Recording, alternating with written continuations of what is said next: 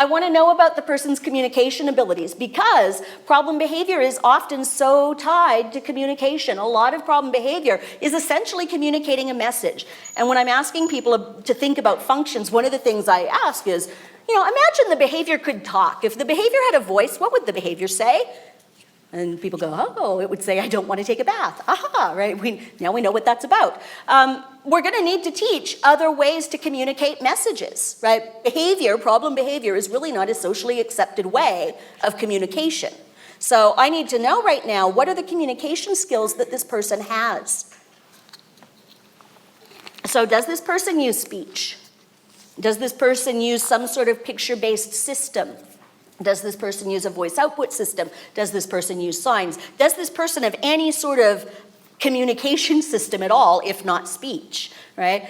Has speech, but very limited speech. I need to know these things because I want to make sure that the interventions I'm putting into place are something that are within the realm of what the kid can do today. Not 5 years from now, but today. Because we want to solve the problem now, not 5 years from now. I want to know, okay, if the person has some speech, do they actually use it? Some kids have the ability to speak a few words, but they actually don't unless you really prompt it. Okay, so I want to know those kinds of things.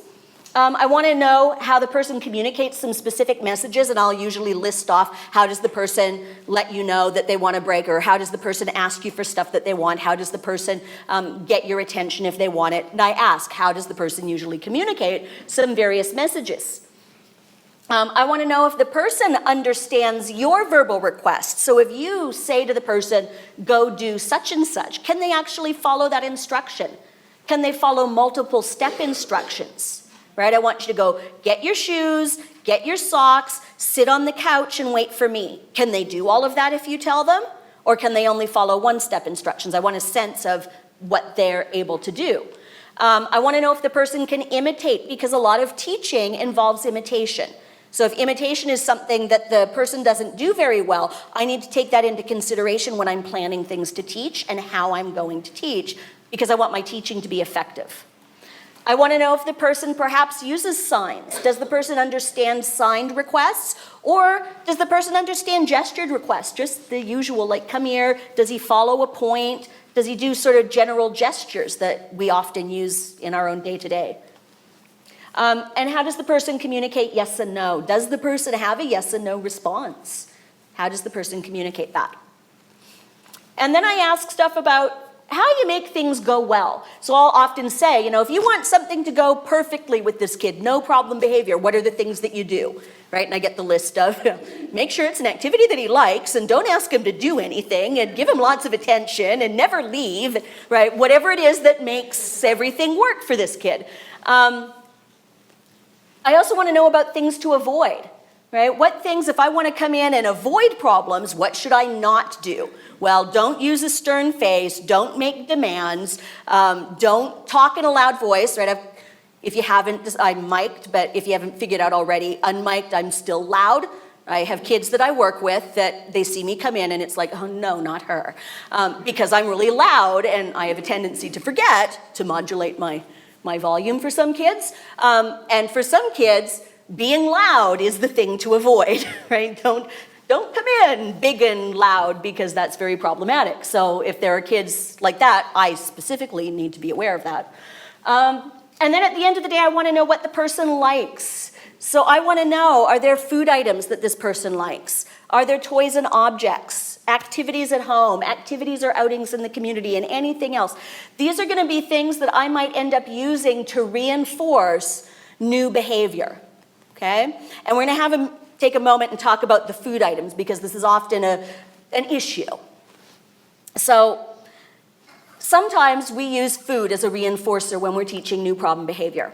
And how many of you at some point in time, and it's okay to admit it, feel somewhat uncomfortable with the thought of giving food to reinforce a child for engaging in behavior, so, right? Okay, very good. So what I'm going to tell you is, we have to follow new behavior. We have to follow behavior. If we want the behavior to increase, we have to provide a reinforcer afterwards. That's a basic principle, a basic law of science. If that behavior is not reinforced, it will not increase, okay? And the reinforcer has to be something that is actually reinforcing to the child, right? So if I've got a child who has no idea what money is, and they engage in a desired behavior, and I hand them a loonie, and they don't know money and they don't use money, well, that loonie is meaningless, not reinforcing. Money is reinforcing to me, not reinforcing to a young child. I've worked with individuals who have no other reinforcing items. There are no toys, there are no activities that they find reinforcing. The only thing that they really find reinforcing is food. So that means I have to start with food. It does not mean food forever. It means that I need to use what they like right now to increase desired behavior. But from the get-go, I am never delivering only food, ever.